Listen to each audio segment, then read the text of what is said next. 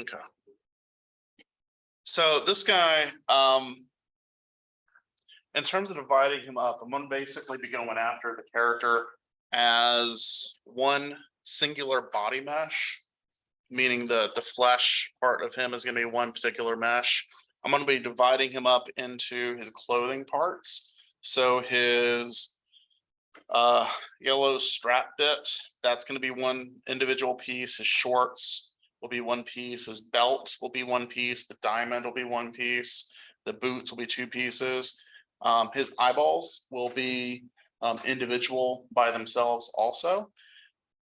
Something that is going to be interesting though, because I don't model in this style. I don't do 2D styles a lot of the times, you know what?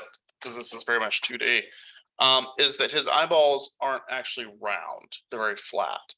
And I think this will be a good opportunity just to go ahead and kind of go at eyes a little bit differently than I normally do. I'll show you guys how I model eyes, like normal, actual functional eyes. But he doesn't have normal functional eyes. He has literally dots in whatever the heck, you know, little pupil area, little cornea area. So it's going to be interesting to kind of come up with how to deal with those. So yeah, those are going to be individual pieces. Remember, we're also doing teeth, tongue, interior of the mouth. So those have to be included also, even if your character style doesn't necessarily have those. So you need to include them in some way, shape, or form. And if the teeth are literally just a bar, just like a retainer bar, that's fine. Like you just have to have teeth of some sort. Okay. He's gonna have eyebrows and chest hair, like those are gonna be individual pieces also. So we got a lot of parts here that need to be kind of modeled individually. A couple of things I'm gonna be focusing on is gonna be the topology around the face. So we can actually have good animation. So we want to make sure that we have face looping that goes around the lips and the mouth, the eyes, the mesial portion, which is going to be like this area right here. And that's all going to allow us to have really good facial animation. Additionally, we're going to make sure that we have good face looping around shoulders, elbows, wrists, fingers, hips, knees, and ankles. In terms of toes, if your character doesn't show toes, you don't have to model toes. You can just let him have, you know, a stump there if you want.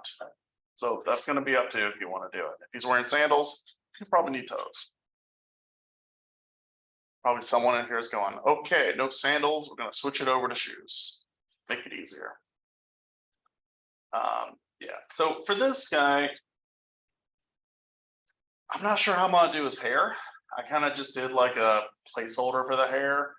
Doing this whole like, you know, not Vegeta, but like whatever the Dragon Ball character is, that has like giant Saiyan hair. I can't remember his name, but anyway.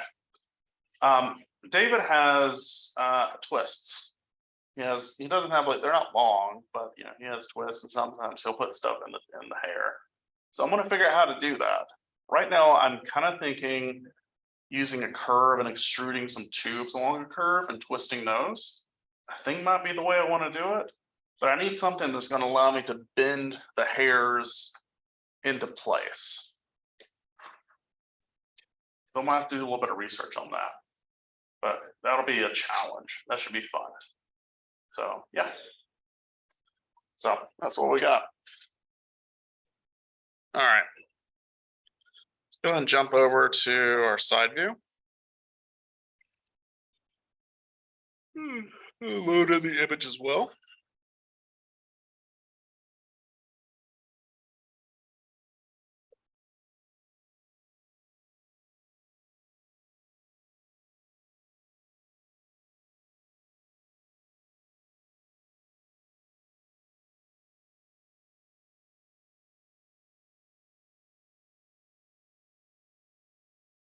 Okay, so we are recording. Cool. All right. With this guy, we want to make sure that our image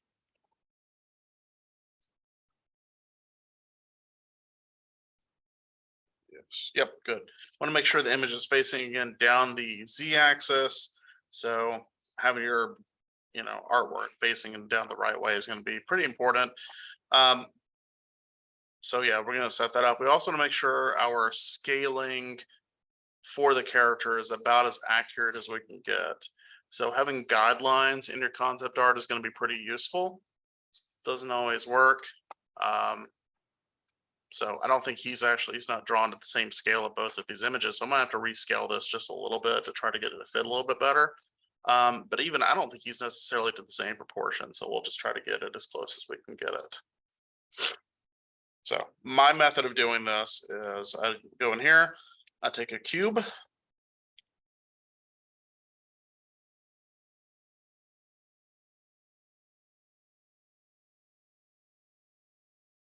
And I will scale it from right up to the top of his head. And then jump over. And so you see that's going up to his ear. So I need to scale this down a little bit.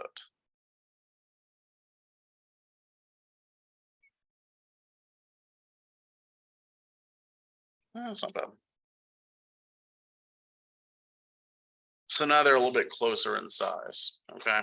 So if I take,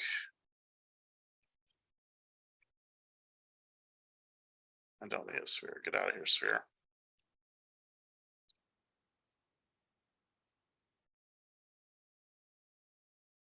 So drop a line right here, see if that's at the bottom of the head or the shoulders. That should match up bottom of the head, shoulder area. So that looks pretty good.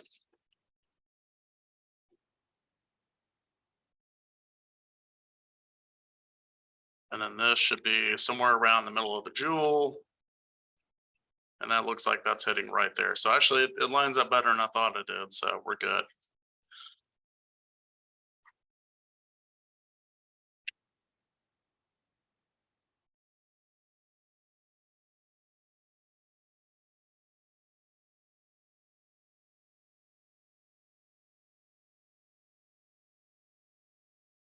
All right. So for this character, I'm going to be modeling him really only half of his body first to start off with. So I'm going to go and take that cube, move it over to the side. And we're going to start modeling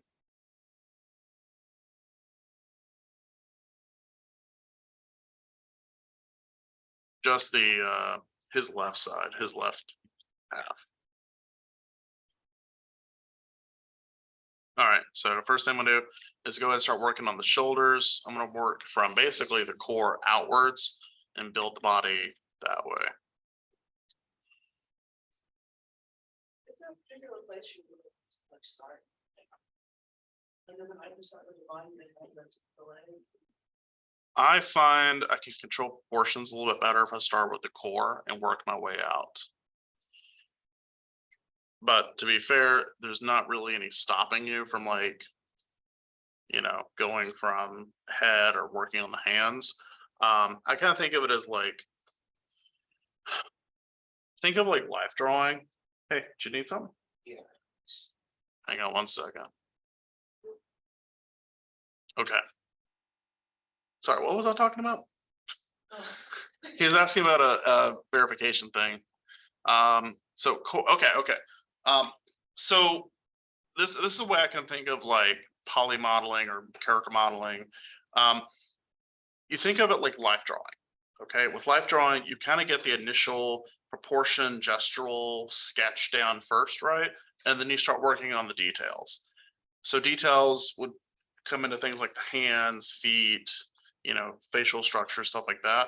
You get that stuff down later, but you need to get the initial like armature, the mannequin up first, and then you start working on it from there out. So like for me, the first thing when I'm doing a drawing of a character is I'll draw like the core shapes, right? I'll get that in, and then I start doing like, the sticks for the arms and legs and the head, and just try to work on proportion from there. And I feel like it's very similar with modeling characters, modeling creatures, things like that. Does that make sense? Okay.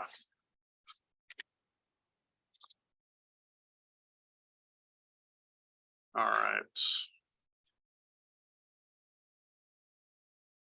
by the way, I'm gonna go under shading, X-ray. Let's do shading, X-ray.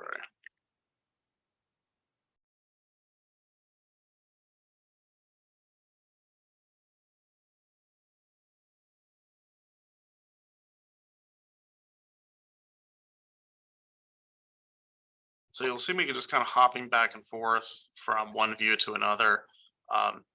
It is a really bad idea to only model in front view or to only model inside view. It's just a terrible idea because you're going to end up modeling something that looks good in one direction, but as soon as you turn that camera, it's going to look like garbage. You're not going to have any of your proportions right. The shape is going to be completely wrong. It is just not a good idea to do that. And saying that you're going to get all, and I've had arguments with students about this because they'll say like, well, I'm going to get all this done and then I'm going to go back and like do it from the other side. Yeah, I get what you're saying, but like, that's not how it works. You throw in enough edge loops, enough vertices in one particular view, thinking if you switch over to the other side, you can like catch up and fix it and everything. Problem is you'll run into having so many vertices and so many edge loops. It's too much work to actually fix. And so you need to constantly switch back and forth and look at different views as you're doing this, just to keep it simplified for yourself. It makes it so much easier.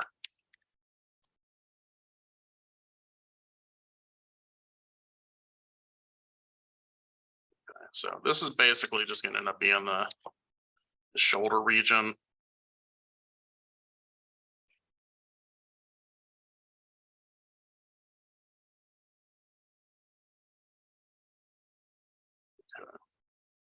And I'm going to throw another edge loop here, another edge loop here.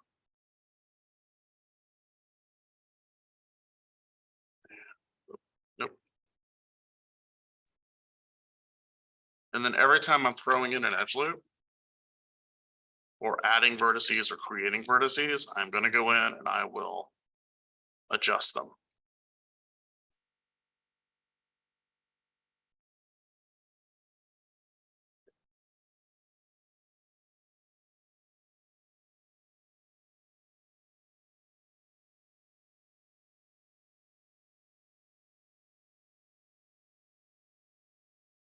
So what we're kind of doing is we're building in this pectoral region in the chest. I kind of also think of this as like the Captain America cowl, like that cowl that he wears that sits on his shoulders. Pattern wise, that's kind of what it sort of looks like. And then what you'll do is throw in another edge loop here, another edge loop here, and then we're going to start building the armpit.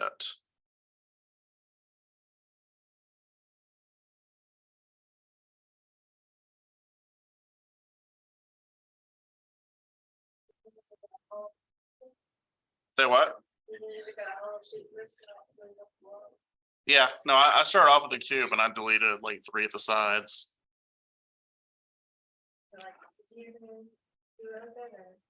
I think it is because I'm doing only half the body, and then I'll duplicate it over at some point.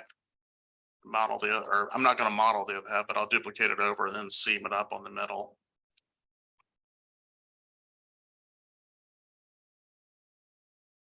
So I'm going to go and extrude and then pull these guys down.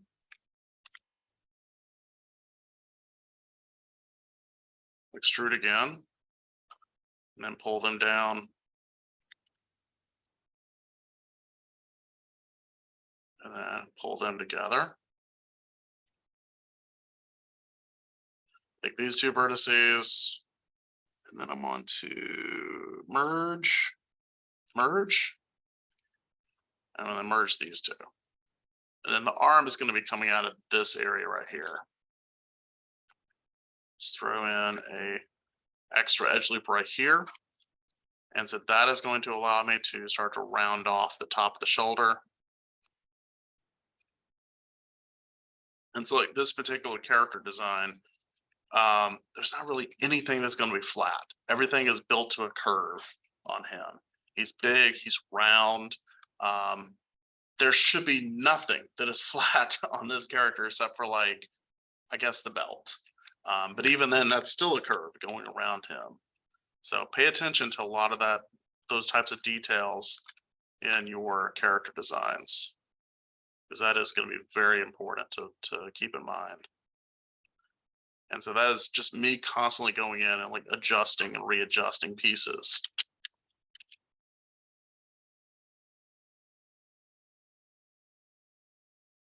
So like this armpit right here, it's going to be just like that. And then this is going to come down. This is going to be part of the rib cage, the outer part of the rib cage.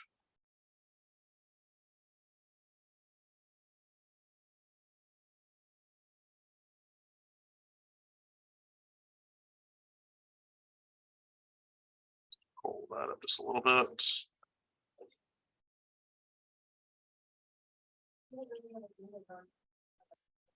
What?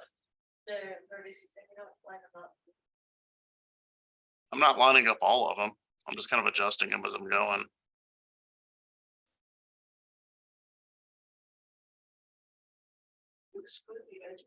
Yes.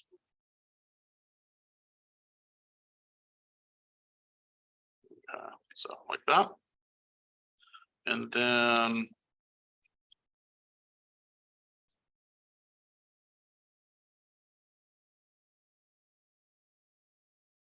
want to extrude these two edges right here. And I'm actually just going to go and pull them down to the crotch right there. And so these are going to be kind of my guides for getting the groin modeled in. So it actually kind of sort of follows the suspenders he's wearing a little bit too.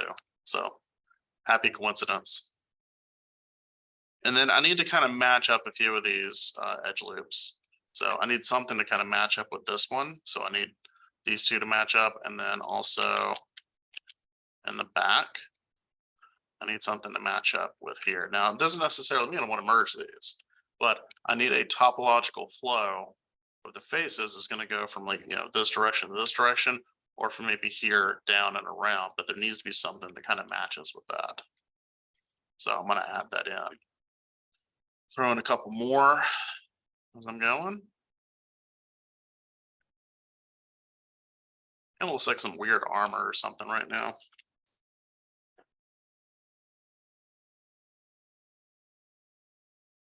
And we're going to pull this down, and we're going to get a couple of extrusions. This is going to go down the side of the body. And now we're running in kind of the hip region right here. So the hips, this is going to be kind of important for you guys. So as I'm going to be creating a hip topology,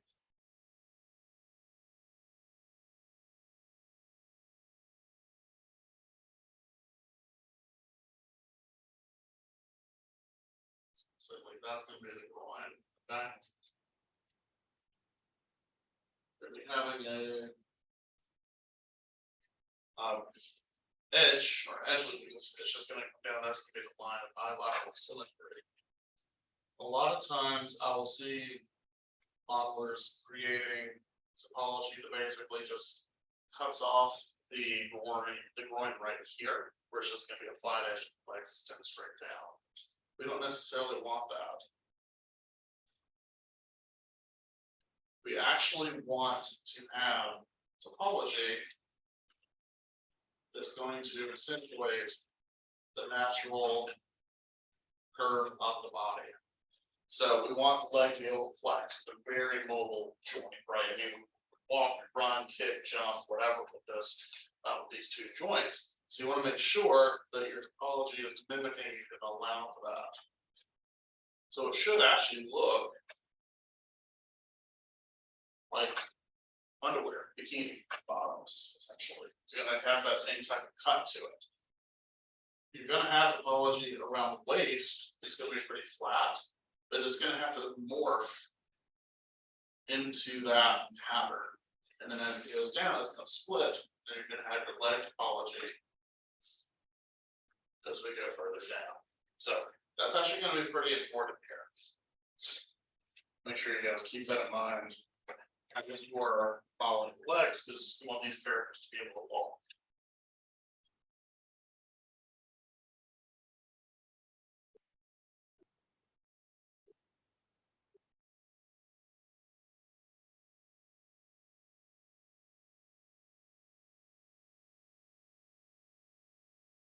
So let's go ahead and I'm gonna join up these two. Let's go. I'm gonna join them up with a bridge. And then these two. I want to do a bridge. I'm choosing bridge because that's going to give me an extra face pretty much to work with.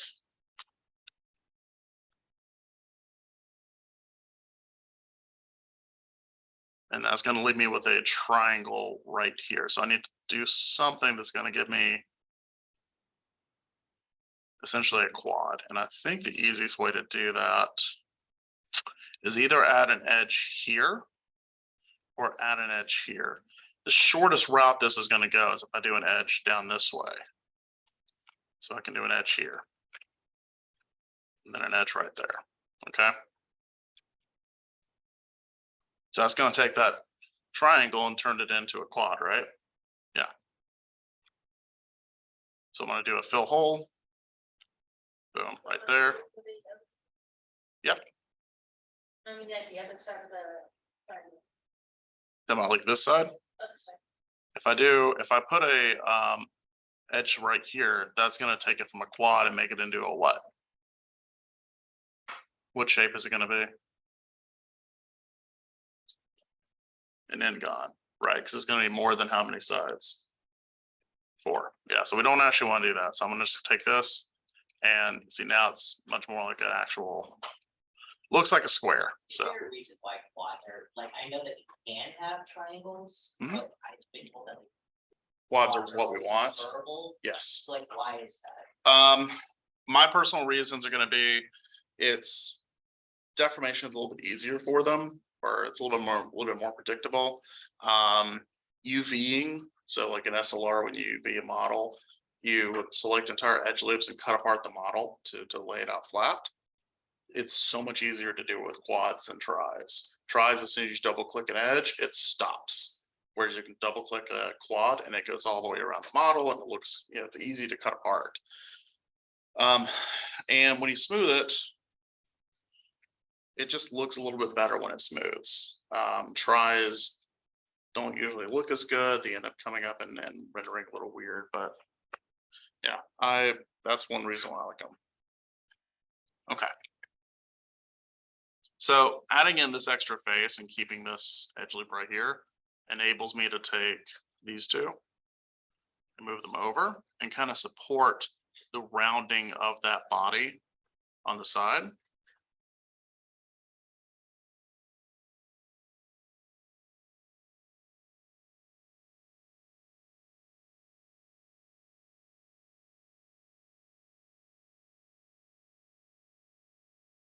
And then if I look here, I can kind of start to work with that hip shape.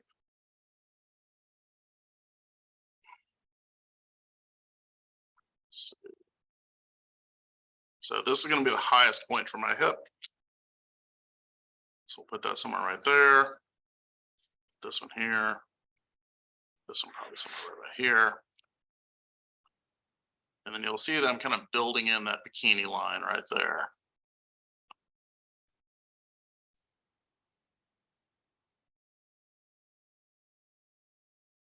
Make sense? Yeah. Is anyone confused?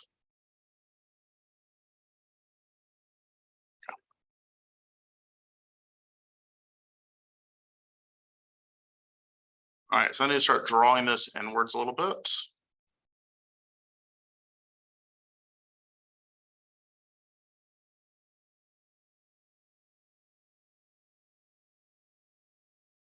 And I'm just going to kind of go across and build up the groin.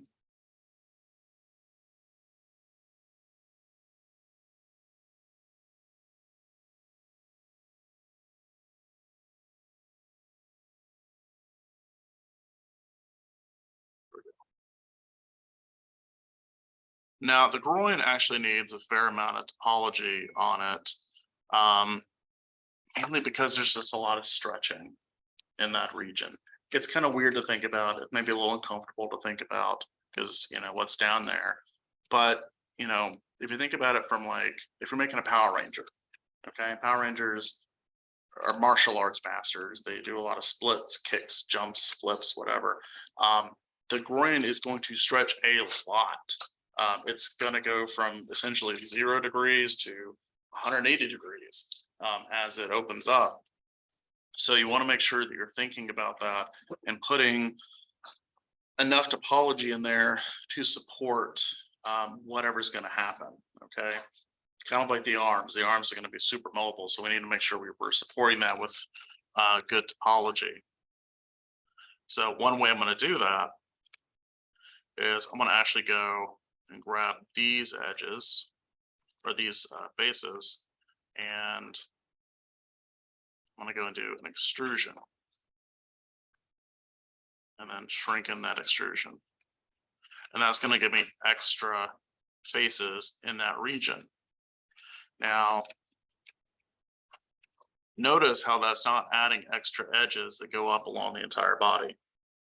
Okay, that's important. We don't necessarily want a lot of extra edges that are going to go up along the body. Now, if I had done this with just adding in edges and say 1, 2, 3, okay, cool. That gives me the extra edges here, but I don't need them necessarily in this area. So I'm trying to kind of cut that off a little bit by adding them in here by using an extrusion.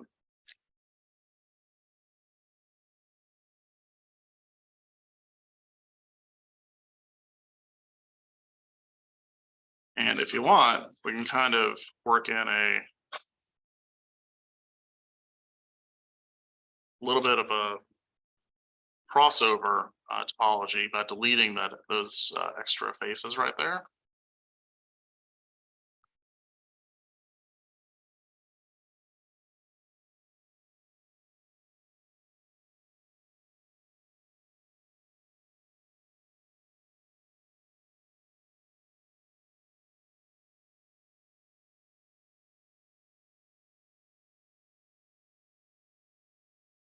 So when we duplicate and merge over, the topology just flows up and back down from essentially the front of the groin up to the butt and right back down again. And that gives you an opportunity to run more edge loops if you feel like you need them. So I can go very edge loop happy in this region now if I want to. You can make that butt look as realistic as humanly possible without fearing any sort of repercussions of having too many edge loops. And trust me, for some reason, you guys love to model butts. Maybe not you guys, but students in general really like to model butts. I've been impressed by the butt models.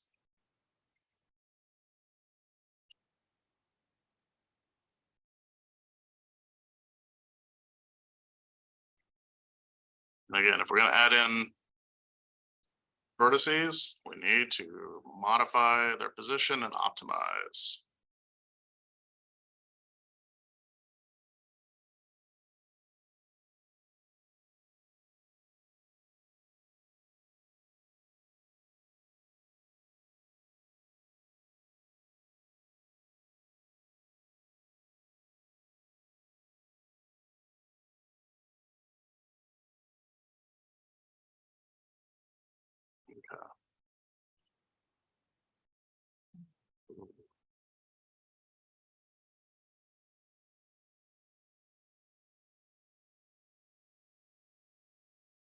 Check our proportions. Yeah, I think I'm out of proportion in a few spots.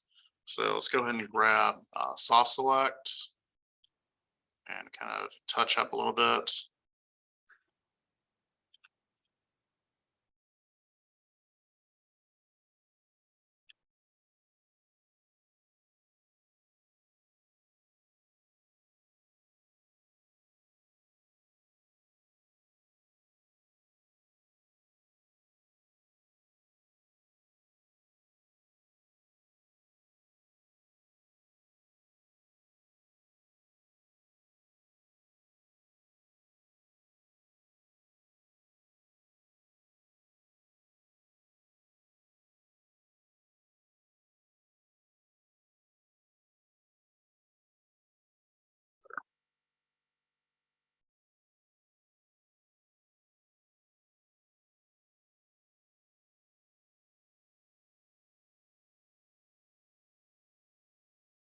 that cut out for the arm. Something kind of like that. For the arms, don't overdo it with the topology in terms of like how many edge loops are going down the arm. And what we want to try to keep that kind of minimized. But I would say at minimum, it's going to be 6 edge loops going down the length of the arm. Okay, 1 for the top, 1 for the bottom, and then 4 for basically the corners of the arm. So we can support a rounded shape for the arm. Don't do cube arms. Don't do cube arms where it's just a square being pulled straight out. Actually try to model that round shape. I don't think anyone in here has a style that's actually like, is like a Lego character. So they need to actually be rounded out. Although Lego characters are also rounded out, so at least on the arms. So let's go and grab this edge here. And I'm going to go and pull out the arm.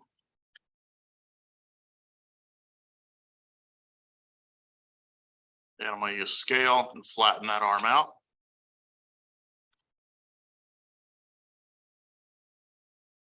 So I know I drew his arms just kind of sitting straight down on the side of his body. But again, like I said before, I'm not modeling them that way. I'm modeling them in a modified position. You could go straight out if you wanted to. But generally that's, I like to do the A pose.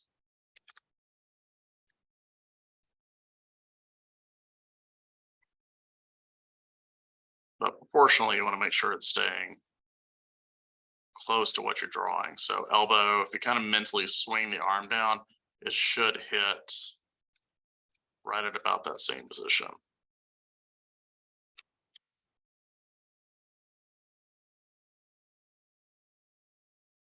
Then you're going to throw some edge loops. Couple right here.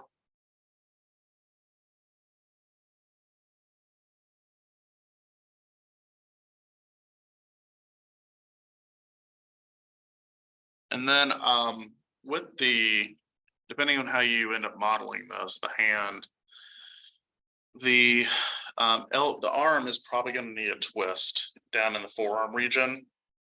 So if you kind of, if everyone just kind of hold your arm out for me. So if you hold your arm out like this, you kind of feel, especially like these 2 bones right here.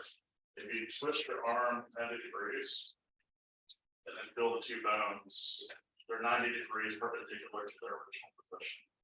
So we have 2 long bones that are forward, right? That's every chicken wings. The same bones. They're not rotating.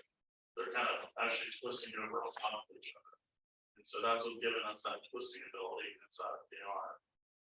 So naturally, we're going to be modeling the character with an arm out like this. There's a twist that's happening. There's our elbow is facing forward, right? But our palm is facing down.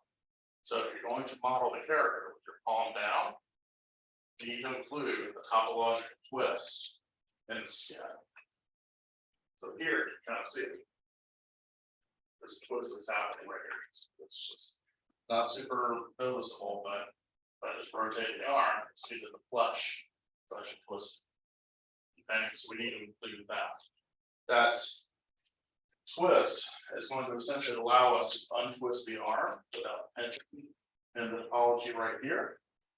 So we're basically going to be untwisting the arm, or if we twist it further, then we kind of already get it pre-twisted where we can then keep going. So we'll need to add that again. Really easy way to do it is if you grab this edge loop that's going to be the wrist and then hit rotate. I'm going to rotate my rotational axis to kind of match the direction of the arm. I'm going to turn on soft select just to where it basically it's right before the elbow. And then I'm going to turn it 90 degrees. So kind of like that.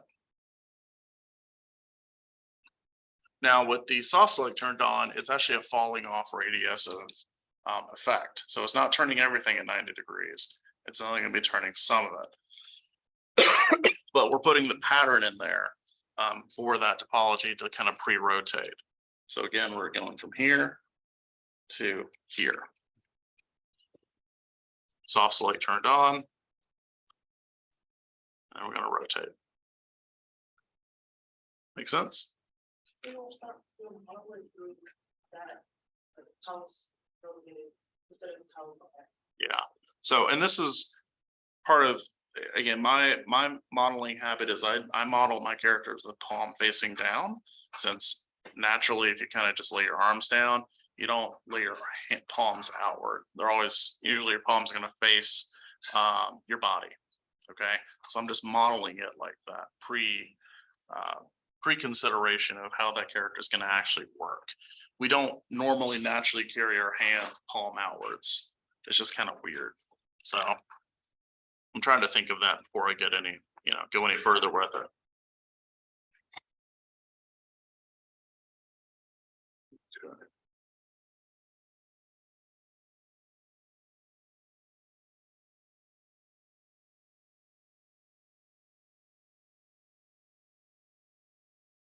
You guys want to take a break for a second? Stretch your legs, get up. I think I'm gonna take a break for a second. So we're gonna come back, we're gonna work on a hand, and then we'll move on to the leg, and then work on the face, and we'll see how far we get today. All right. Yeah, so let's go and focus on the hand. So I'm actually going to model the hand separately, and then I'll join it up to the rest of the body. So the goal is at the wrist, I want to have 1, 2, 3, 4, 5, 6, 7, and 8 vertices for me to join the wrist up with the arm. Okay, so I'm going to make sure and keep that in mind as I'm modeling this hand, and I'll need to kind of basically get rid of vertices, or maybe add vertices in order to accommodate that particular shape. Okay, so I'm going to go and do a cube. What is with that? Reset. There we go. So I'm going to take a cube and I'm going to model it separately. Again, kind of helping me keep track of topology, where I do and don't need it. So this approach for doing a hand, I've actually learned off of YouTube videos, because you can learn anything on YouTube. And it's the greatest tool ever. If you don't use it, I'm sorry. You need to use it. But basically, you're going to take a cube and you will take this leading edge and you're going to move it over about halfway. Okay. This is very important because essentially we're going to be modeling the hand in a relaxed position. Okay. Meaning your thumb is sitting at about 45 degrees to the plane of your palm. Okay. It's not sitting completely flat, because if you take your hand and you hold it completely flat, that's actually flexing muscles inside of the hand. We want to be able to have this hand relaxed, and that puts it in a position that's somewhere in between paddle hands or a fist. And again, you have a lot of muscles, a lot of joints, and a lot of flexibility in that hand. So I'm going to get somewhere that's a happy medium. And that thumb needs to be able to go from this position to this position, to be able to touch your pinky and also reach the other side of the hand. Okay. So pre-modeling it down here is kind of important. So you want to make sure you do that. So I'm going to go ahead and take this edge. This is going to essentially be this line on my hand right here. Okay. It's going to be that area for that muscle.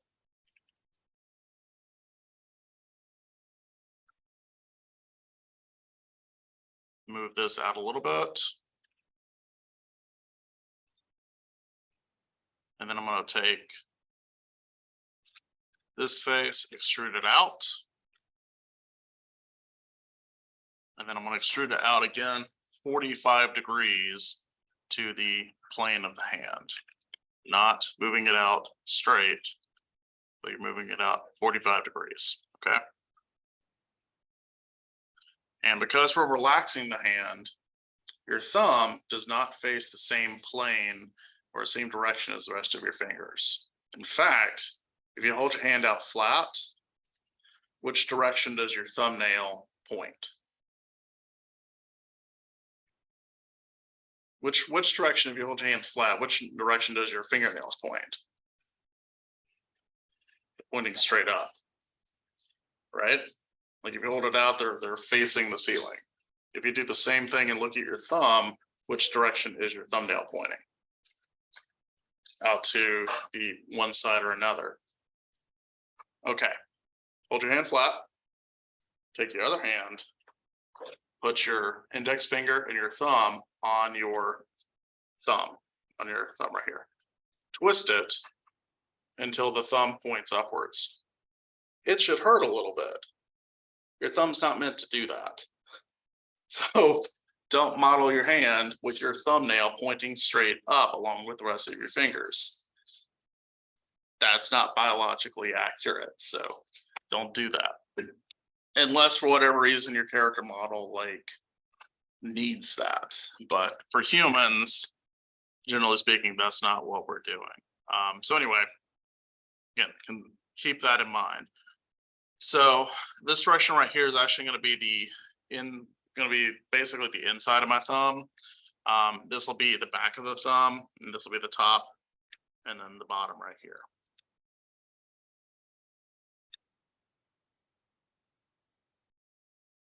And then I'm going to model that thumb coming out at an angle.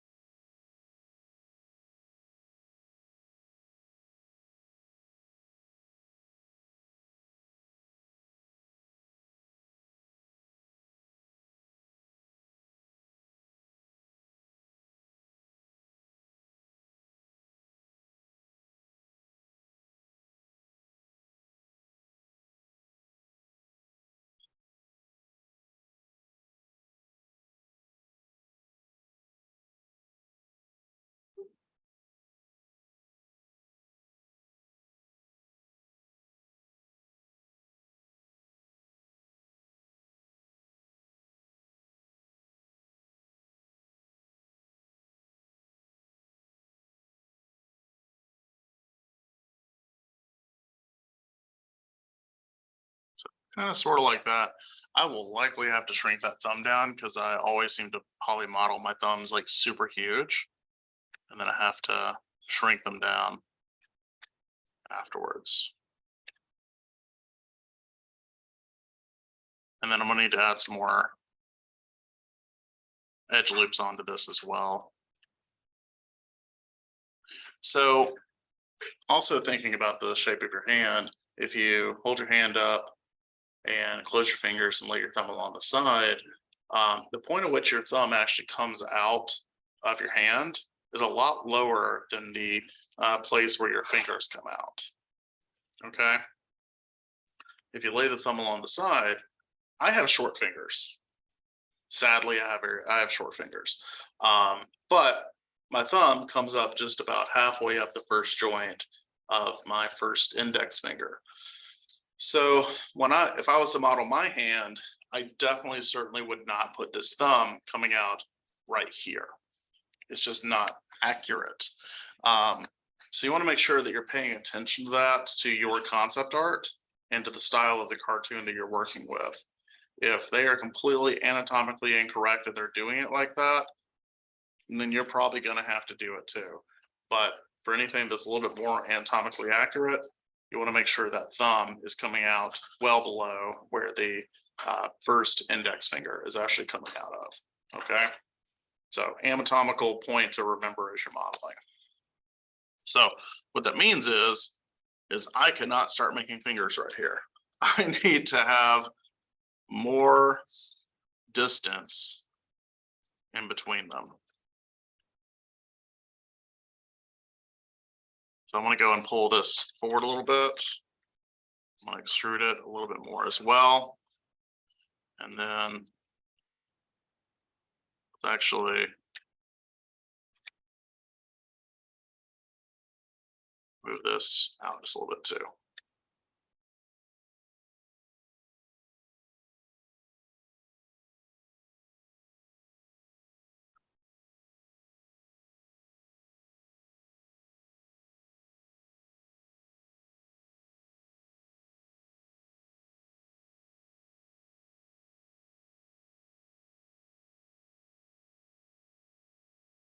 All right, so for him, he has 1, 2, 3, 4 fingers. So I'll need to go ahead and create 4 fingers as well. So I'm actually going to create the 4 fingers separately. And for him, his fingers are so simplistic. I'm just going to do 1 finger and then duplicate it 3 more times because it makes sense. I do not believe that the Steven Universe style does nails, at least not from what I've seen.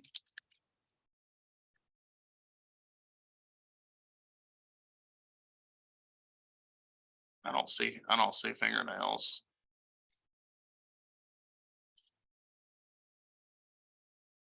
I don't see fingernails, so I'm not going to do fingernails.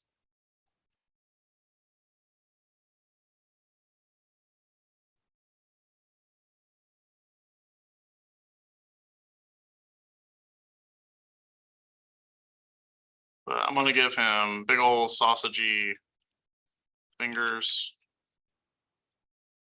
And I'm going to give him 8-sided fingers. Make sure they're nice and rounded.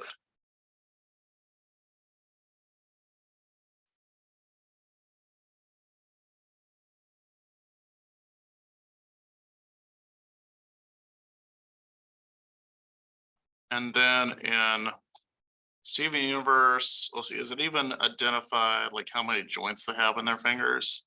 These look a little more realistic. 1, 2. So yeah, I'd say 3 joints in each of the fingers is going to be fine. So we'll do 1 here and 1 here.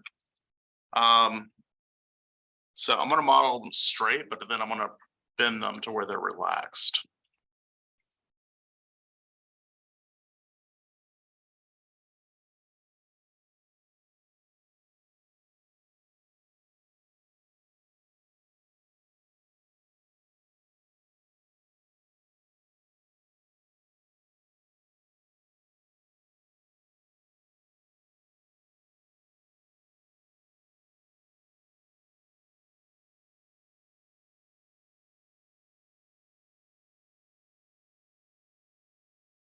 So I'm going to go and throw in 3 edge loops in between each of the joints.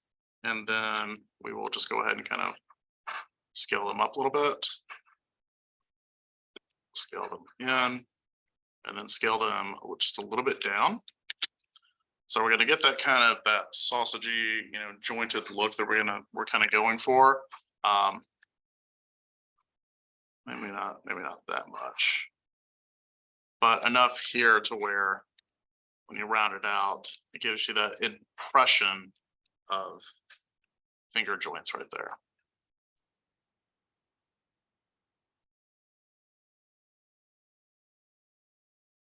Put that out. Here on the tip, let's grab this vertex. And I'm going to go ahead and chamfer it. And that's going to give us a face that we can work with and essentially kind of go in and bevel this area.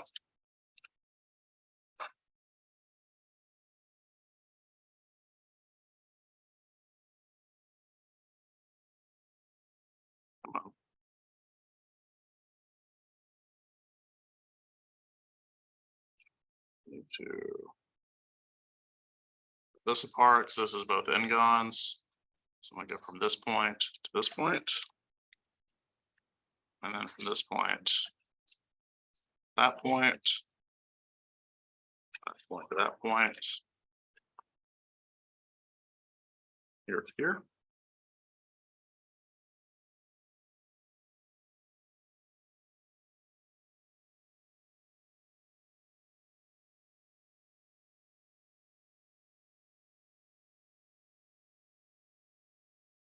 I'll pull that out and I'll kind of round this out a little bit.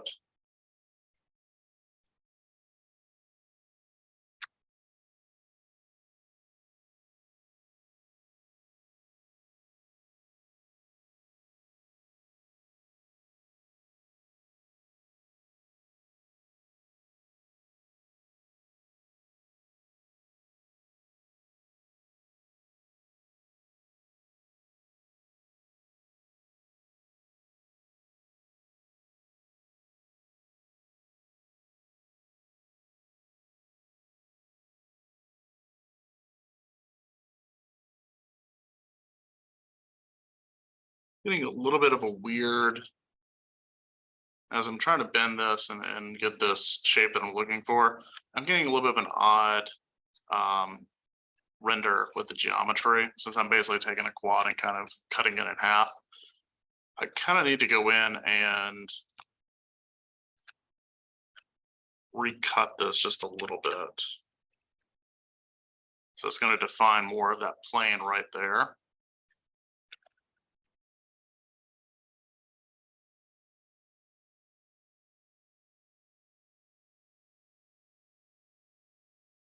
That looks a little better.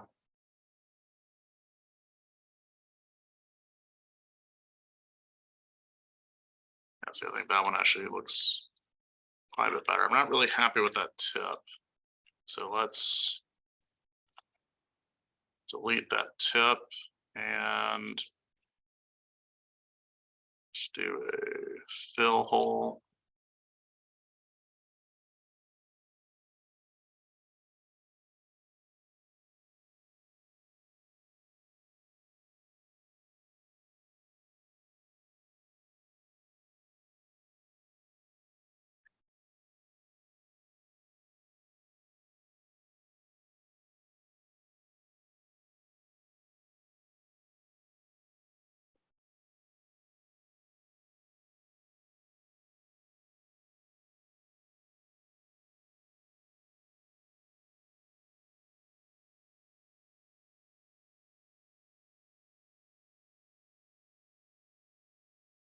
Yeah, that kind of looks a little better.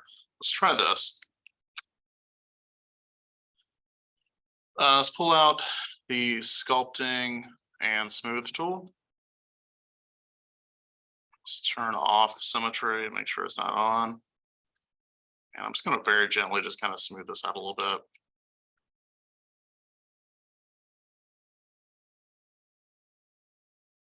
That looks a little bit better.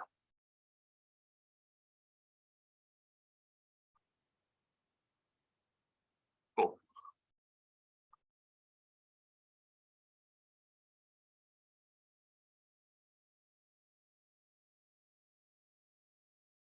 All right. So with the fingers and as we do the arms and legs, we're going to make sure we have enough edge loops at each one of these joints. Standard practice is going to be 3 edge loops at each movable joint, 1 at the joint, 1 above the joint, and then 1 below the joint. So that when the joint bends up or down, in or out, it's going to have enough topology there to actually spread or compress. Okay. If you do not have that enough topology here, it's going to essentially pinch. And it's going to look really, really bad. So you want to make sure you have enough at each of these joints. All right, so fingers are going to be pretty important. Now for the finger tops or like the knuckle portions, I'm going to spread them out just a little bit.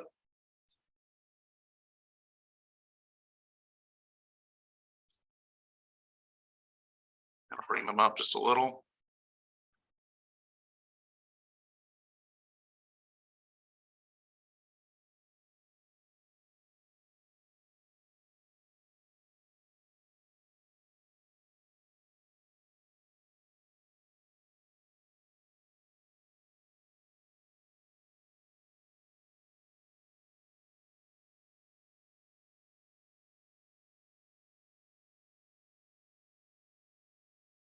That'll work.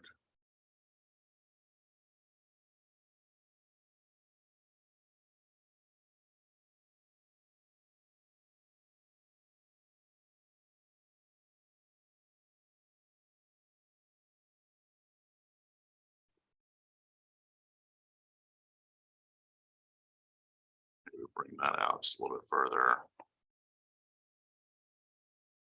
Go down just a little bit. I think that could work.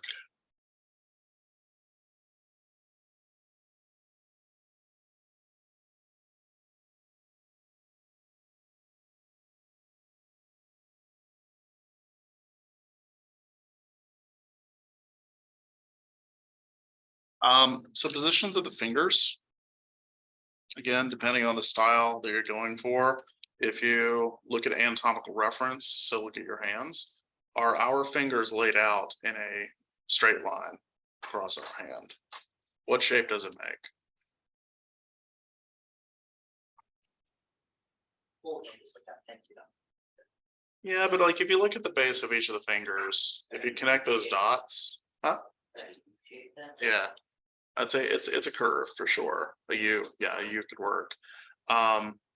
So if you're doing something anatomically correct, you're never going to want to lay those fingers out that are going to be completely straight. But if you're doing a style that's going to be like Bob's Burgers or Simpsons or Family Guy, I don't believe that they actually follow that. I think they're just straight across. But if you're, any other cartoon, you're going to have to look at reference to figure out, how are they stylistically doing this? So if we look at this set of hands here, there's maybe a slight curve to it, not much. Steven's hands look like the fingers are placed pretty much straight across. Her hands look like the fingers are pretty much straight across too. So it's pretty simplified, but there is a difference in the length of the fingers. It's minimized here in this style, but also kind of depends on the character. I think some of these characters have a little more realistic hands. So where we see the differences in the finger lengths, but like Stevens, his hands look like they're all like little, sausages. But keep in mind, following reference, each of our fingers are completely, a different length. So we need to realize that and understand it. So if your reference calls for it, then you're going to need to follow that as well. So for him, I'm going to do just a small length change.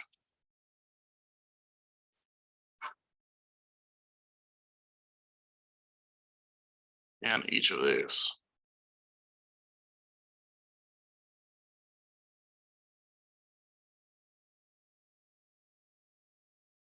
And then for the position of the hands, I don't like to do the fingers like close together like this.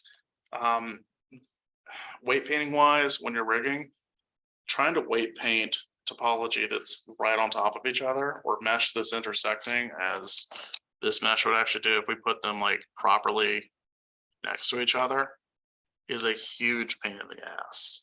It is like mentally painful to deal with because you're gonna have to like crawl inside the fingers and like paint all this crap. It's not a lot of fun.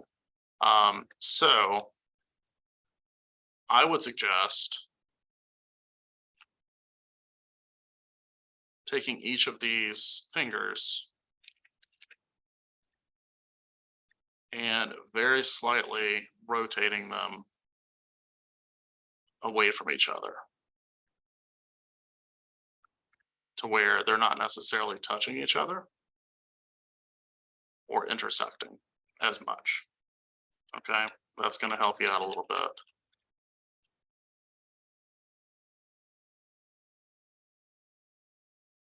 Actually,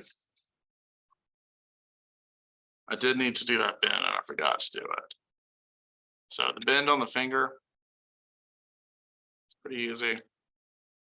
I'm gonna go and grab vertices that first joint, turn on soft select. I'm going to move my pivot point right about here. I'm going to rotate the finger down just a little bit.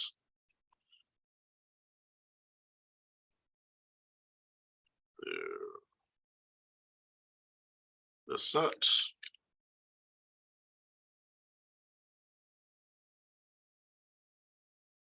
So it's a slight bend. It's not anything, you don't want to do anything like, gripping or anything like that. For me, this is kind of a visual representation of where I'm going to place the joint. So if I'm, if you're working with a style that's simpler, to where it's literally just a tube, you have some idea of where you need to actually put that joint. Okay.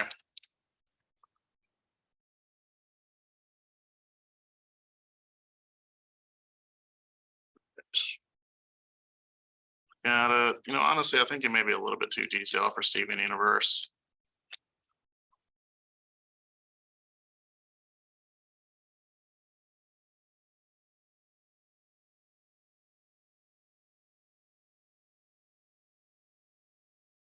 Pull that up a bit.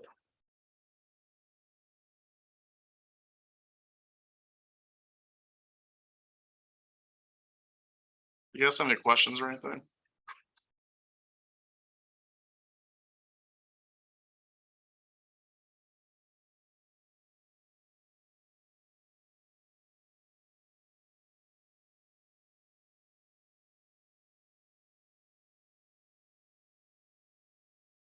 All right.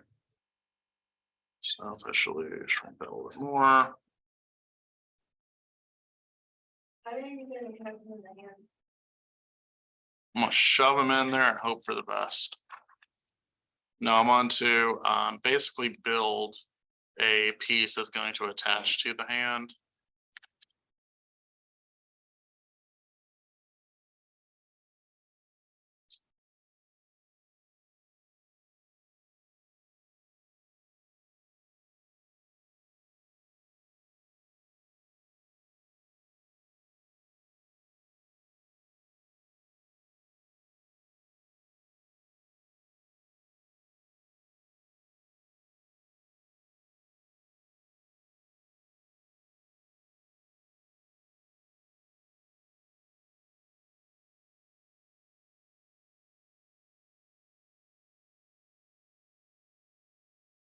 What is going on with my move tool? Let's reset you. That's weird.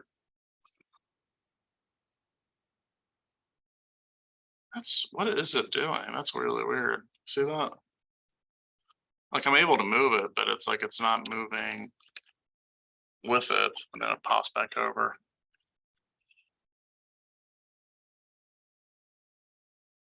Soft selection? I wonder if it's a soft select issue. No?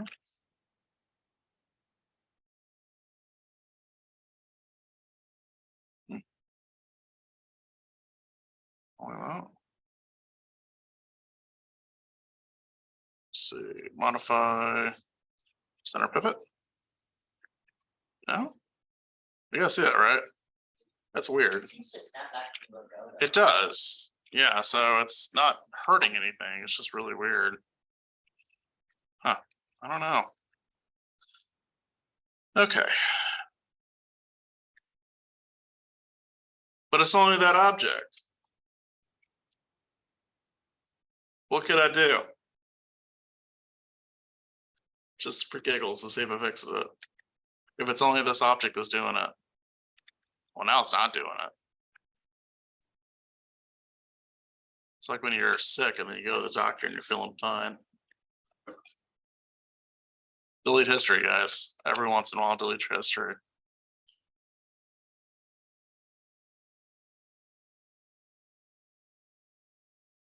All right. I'm gonna kind of move this over to kind of fit that profile. And then I need to attach all four of these fingers into the hand in some way, shape, or form. And so what I'm gonna do is actually take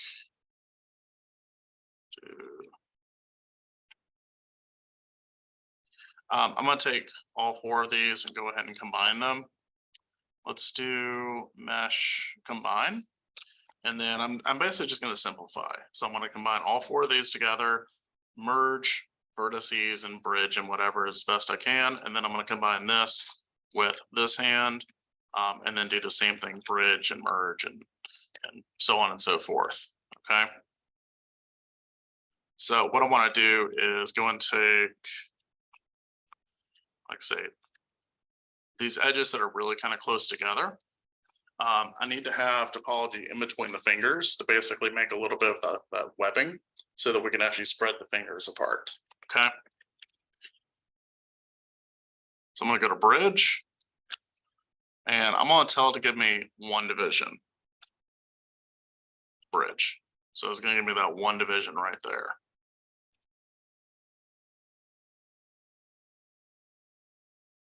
Do it again, there we go. Check and see if these are merged, they are not. So we're gonna go ahead and merge these 2. Make sure they're nice and merged. All right, same idea here. Let's actually do it with these 2 edges and then these 2 edges, and we'll do bridge again. There we go. It should be, yep, so that's merged.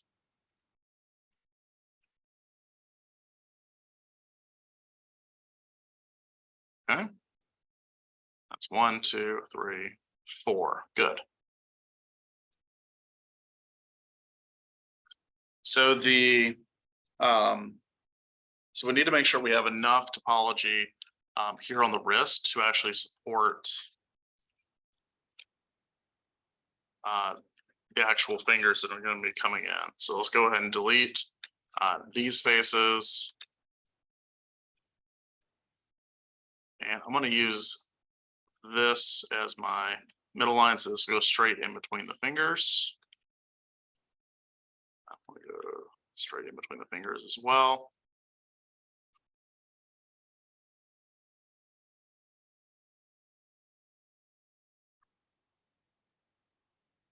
And as I said before, I'm going to be using, I believe, 8 sides for these fingers. I have 1, 2, 3, 4, 5, 6, 7, 8 that I'm working with. So that's what I need to kind of accommodate here. So let's go and do a multi-cut.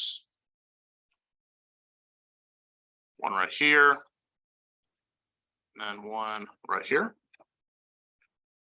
Let's go and take out these 2 faces. Kind of round out the wrist hole a little bit.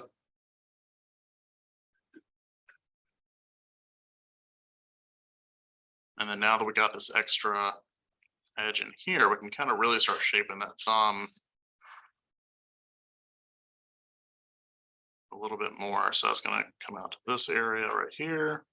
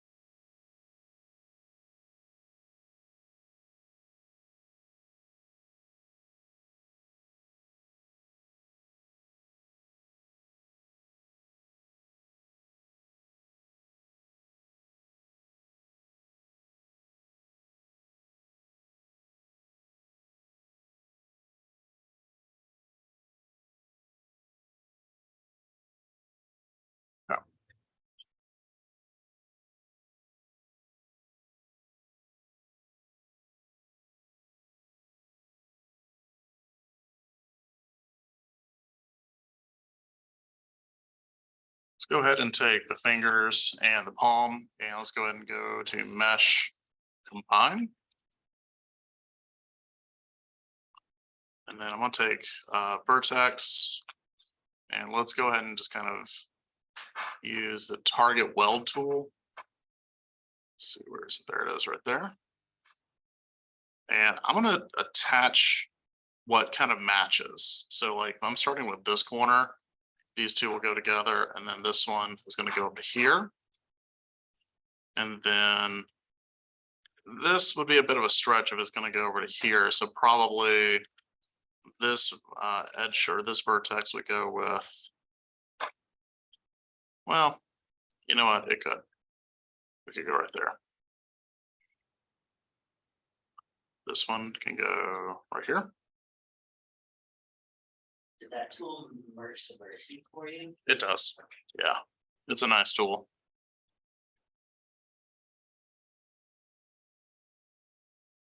And I'm just trying to kind of merge in areas that make sense for me to merge. I'm not trying to like force anything. I'm just trying to get some of these to kind of go together. And it just simplifies the process just a little bit.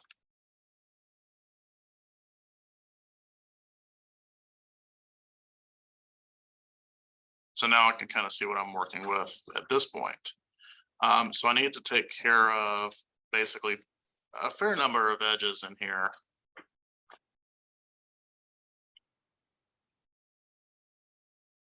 So one of the things that I like to do is I'll take the edges that are coming down the fingers and run them down into the palm, use those vertices to shape the palm, and then go back over and go back up into a sibling finger essentially.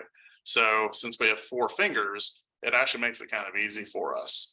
So I can take the finger, this one, go down over into either the ring finger or the pinky, and then take the middle finger, go back down and go up into the ring finger if I want to. So I can actually tie off almost all of my edges if I really want to. So for example, this one needs somewhere to go. So if I take this edge, I'm going to go down, over, and then I'm going to take this, I'm going to go over and back up and over to here. So you'll see that that edge comes down, over, back up, and then connects into this one. So that's going to be that plan.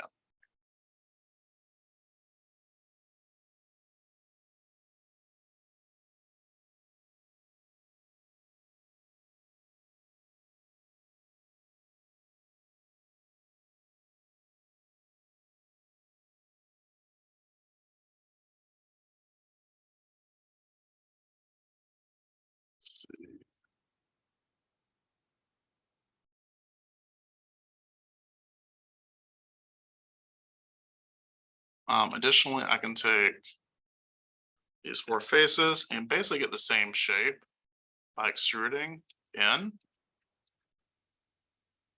and then deleting that face. So then I'm suddenly given 2 extra edges right there. Then if I do that once more, extrude in, now I have extra edges as well. So using that extrusion and then shrink, extrude, shrink, extrude, shrink, you're giving yourself more edge loops to work with.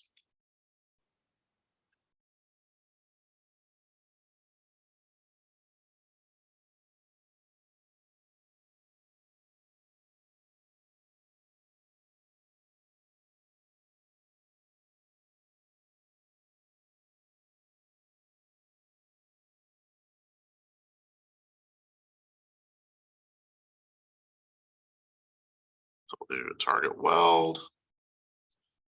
Then let's see, target weld, it makes sense there. And I'm trying to do like sibling vertice positions. So if this edge loop here is going into the vertex that's in between the 2 fingers, I probably should merge this one into this vertex position as well. The reason why is because I know I'm going to have an extra vertex here that I need to take care of. I can basically tie that off with the extra one that I'm getting right here. So take a look at what you're actually trying to tie off and try to make that intelligent decision of what you're doing.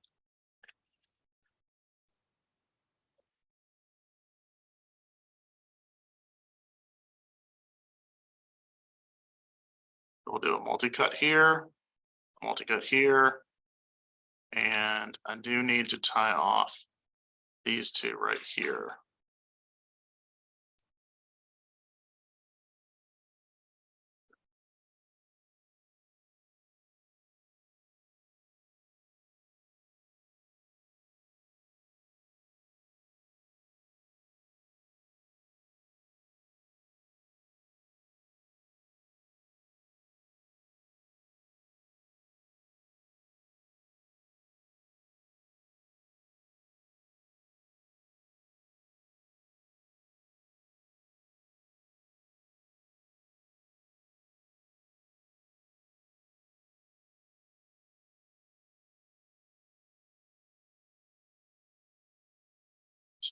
Here we go.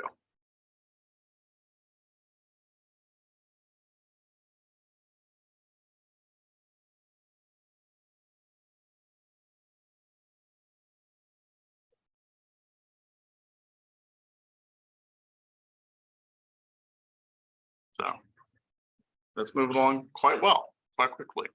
And the nice thing is, we have a lot of topology here that's coming out from the fingers. Virtually none of that is going down into the wrist, which is beneficial. Because otherwise, if it goes down to the wrist, it's going to move into the body and add a lot of extra topology in the body. And we don't necessarily need that. We don't want that for this guy. We want him to stay pretty simple. Okay. So same idea here in the top of the wrist, or yeah. We can go in and use that same approach.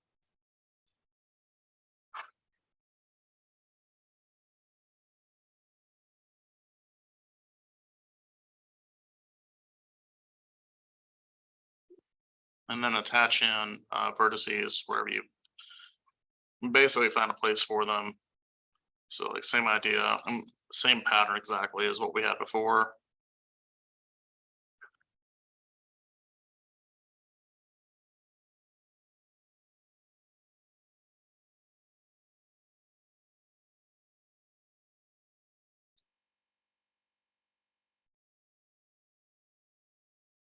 We'll throw a multi-cut right there to take care of these two. This one needs a multi-cut to take care of that one. And then I have, let's see, I think I just have this one to take care of. But I also have that one right there too, so I'll need to do something. We'll figure it out in a second. Let's go in and connect these guys.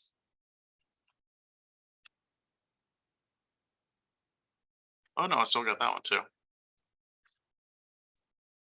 And this one. Okay, so yeah, I do have siblings that I can work with. Okay. So figure that out. Also, if you hit smooth, you'll see where it pinches. That's going to give you a clue like where something's not actually merged.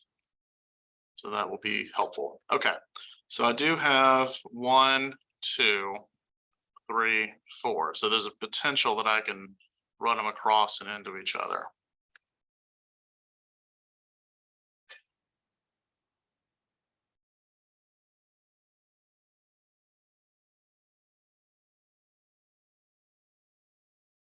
So we'll take these two.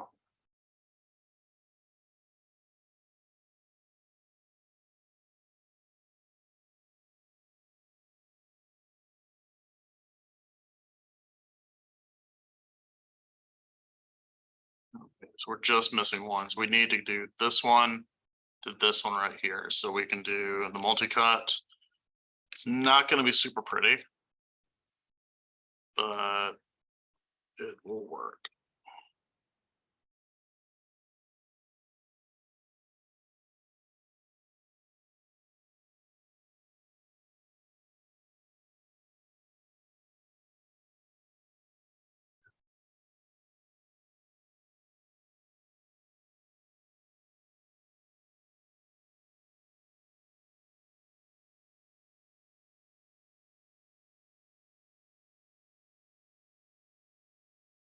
That looks okay. I'm not liking that topology right there, but let it chill for a second.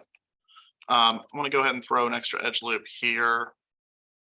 So we're actually gonna have a similar topology amount, 8 and 8 on each of the fingers and thumbs. So that should work. I do need to add in an extra edge right here for that joint. And then I'm gonna throw in some extra edges here at the base. So all of that's gonna move. We need to make sure we have support for that.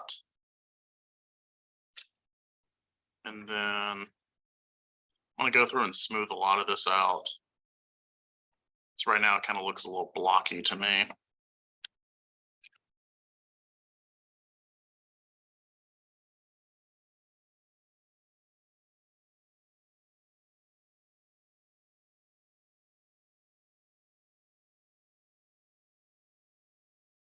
See, sculpting cannot. What do we got a problem with?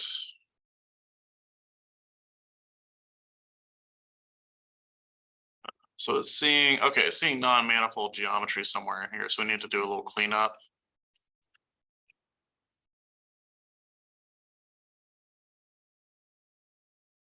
Let's go to, let's see, mesh. Cleanup.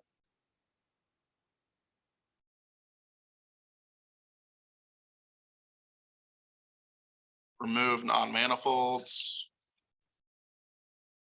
Cleanup matching, scope, okay.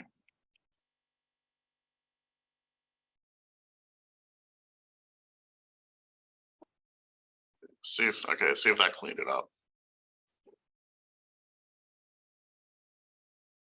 There we go. So I had something in there. What is non-manifold geometry? Basically, if you do an extrusion and you don't pull it out, that's going to give you that issue. Like that right there. Probably was an issue. So let's do vertex, vertex, vertex, vertex, vertex. Merge, merge to center.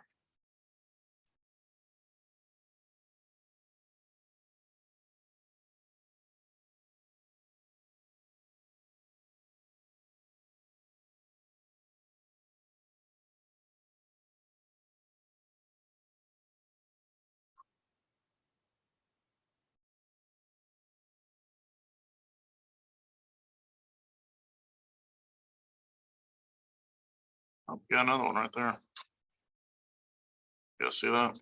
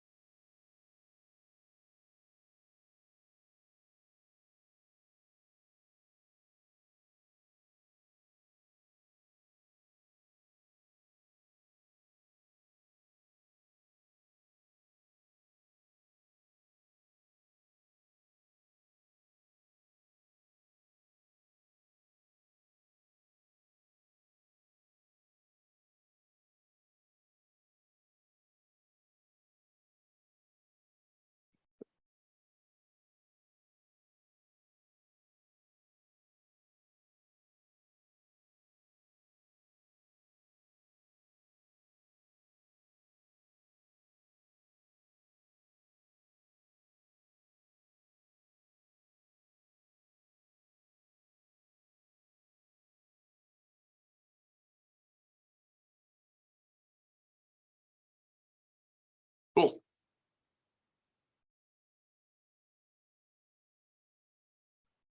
One thing I think though is I do want to maybe play around with proportions a little bit here. Since I pretty much made him with like some really thick arms. I'm gonna try to match that a little bit more.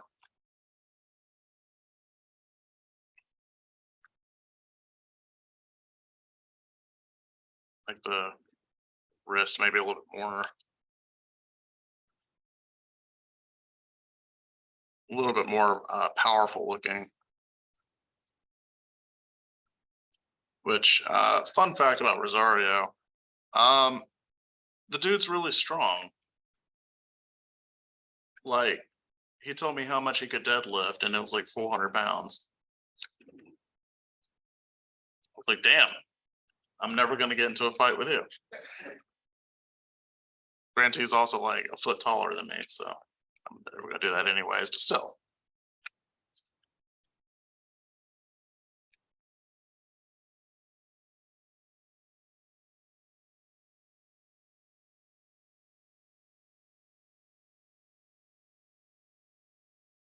Okay, that's a little bit thicker. I think that'll work. And then, oh yeah, one thing I did want to do. Well, I did want to pull over that palm muscle a little bit. Is that this muscle, this little pad that we have right here, actually, goes over about halfway across our palm. And I didn't model it as well as I probably should have initially. At least to get that pattern in there, but I want to make sure I have enough flexibility in that thumb so it can actively like reach across the hand and like make a fist or whatever it needs.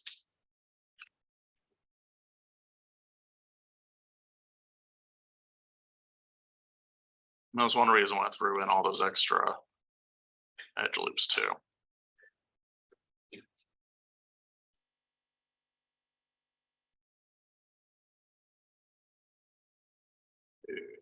Smooth.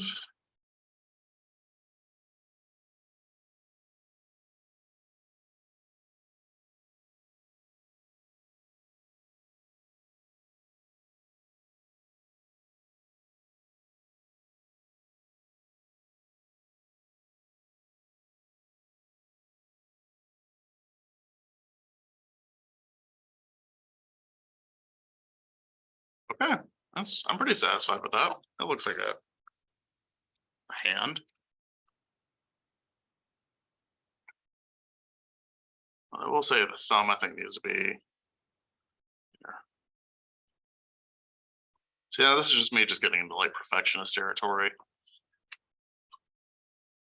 I'm just seeing all this stuff. I'm like, I need to fix this, need to fix this, need to fix this. We'll take the thumb, rotate it out just a little bit. And there we go. I am happier with that. All right. We need to attach this hand to the wrist. Now, do you guys remember how many edges I said I needed on the wrist? Remember that target? 8. 8's usually what I end up with, so it's probably 8. We'll see how well I did. So it's 1, 2, 3, 4, 5, 6, 7, 8. Okay, yes, it is 8. So I need 1, 2, 3, 4, 5, 6, 7, 8. Did I get 8? Oh, there's no way. There's more than 8 here. 1, 2, 4, 5, 6, 7, 8. Hey, I may have actually done 8. I'm surprised. Okay. Usually I have to like get rid of a couple of these like real quick. Okay.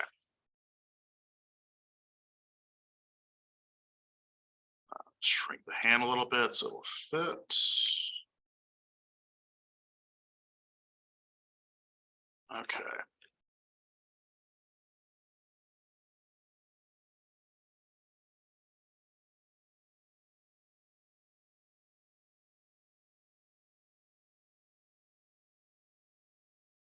Let's go to mesh, combine, and then basically the same thing we did with the fingers where I started target welding them onto their kind of representationally matching vertices. I'm gonna do the same thing here. I'm just gonna kind of pick them and just start going around the arm with it and see where it ends up.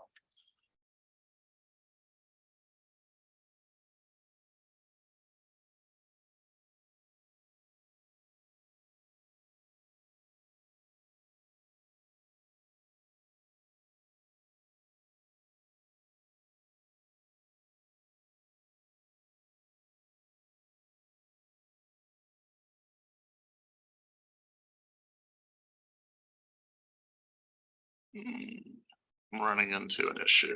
Let's see. Let's back up off of that. That's going to be tricky. I think that's maybe where I'm missing one. See, I got 2 and I got 1, 2. Yep. Okay, I missed. Oh, wait. 1. Oh, no. Okay, maybe it actually did work.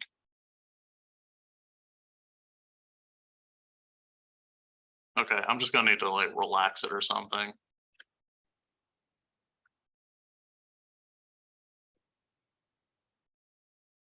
Okay, so something like that. Actually, yeah, okay, that works. That works pretty well.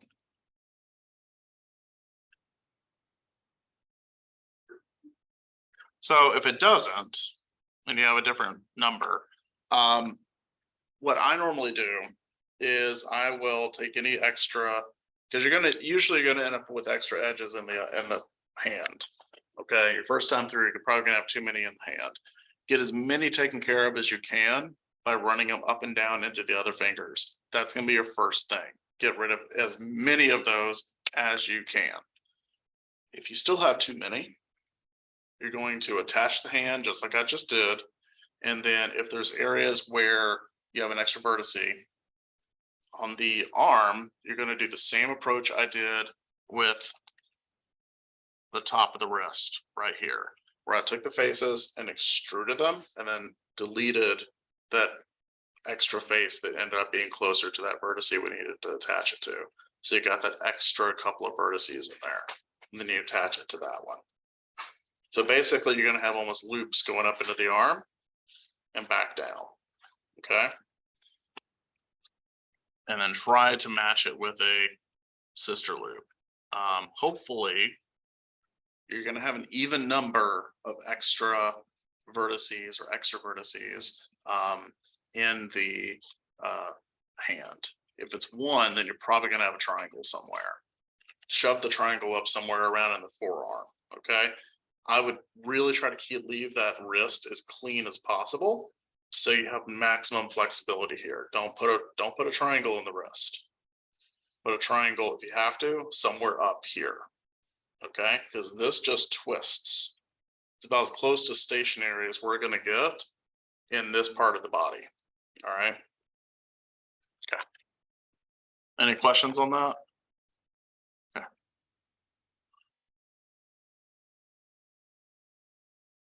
All right, I'm going to take sculpting again, smooth. And I'm going to just smooth this out just a little bit. So it kind of looks like it's just a little wonky.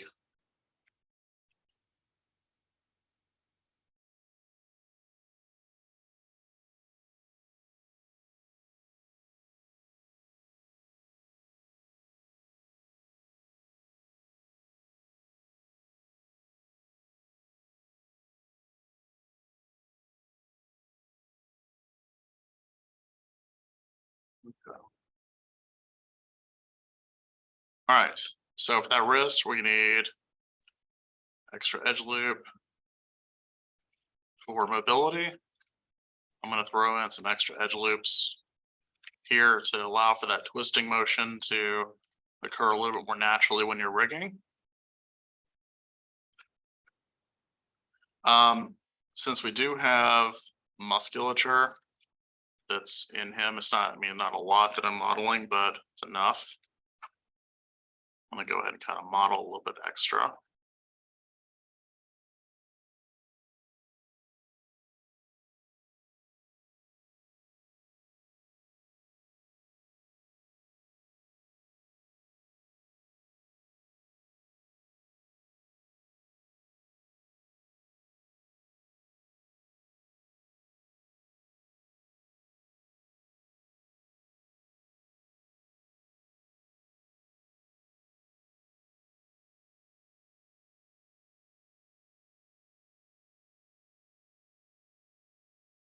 Now, if you wanted to do like actual like triceps and biceps, you could grab these bases and start to physically model them.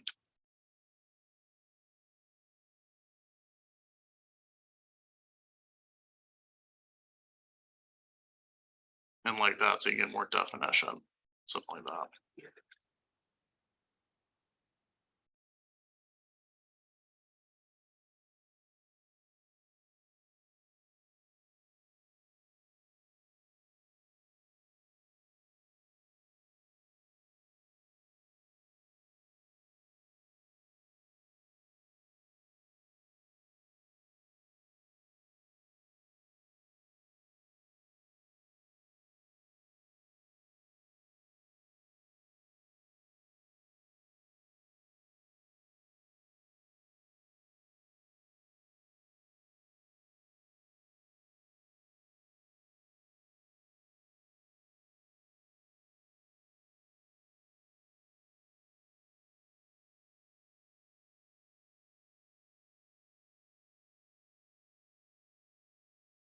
Oh, that next one right there.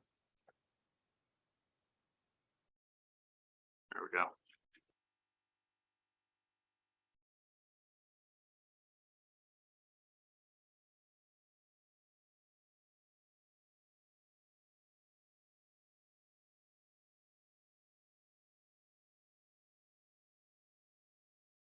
I'm just taking the scale tool to kind of just pull out that muscle a little bit more. So I have some of that definition there. And then using the pivot point, changing the pivot point orientation. So I can kind of rotate that how it scales.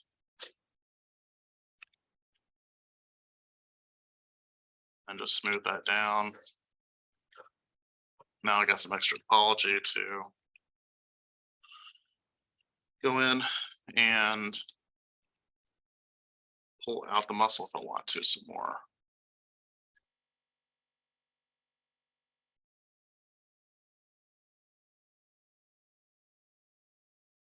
Something like that. All right. Multi-cut right here at the elbow. Make sure we get that elbow turned in. So I'm going to grab that. In order to turn the elbow, let's go and grab the wrist. Let's do it this way. Select. There we go. Yes. Okay. Do a soft selection, just a little bit into the elbow. Turn it. Change that pivot point.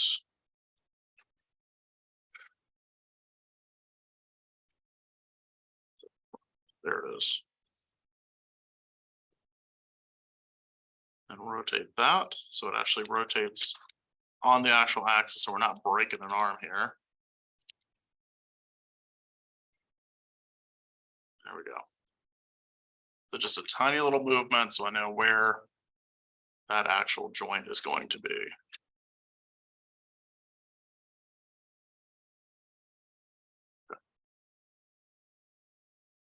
That's a lot of modeling. Not bad for one day or a couple hours. Do you guys have questions?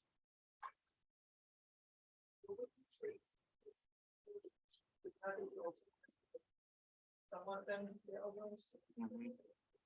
Yeah.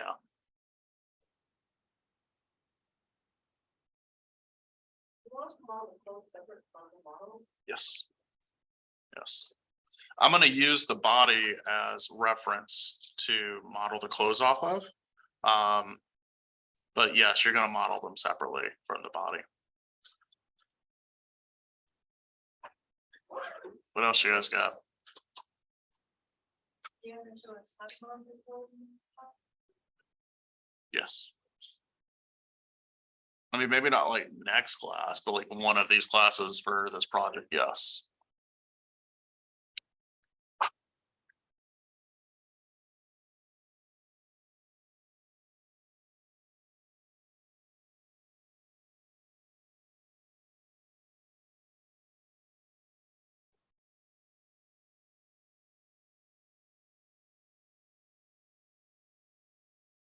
Okay, you know, guys have any questions, make sure you fill out your thing, and I think I'm gonna just call it here for today.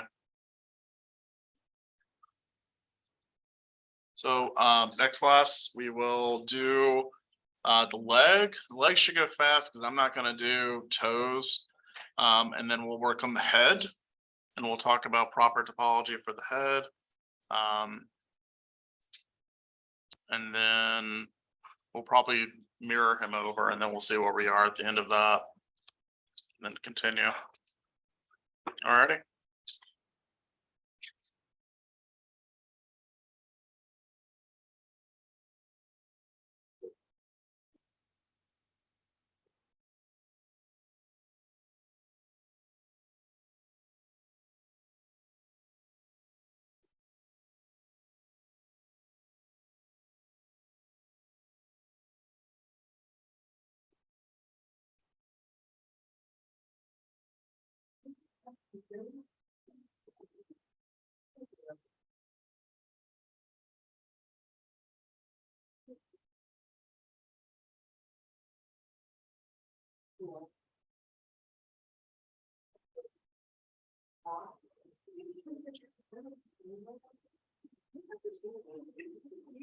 I know, but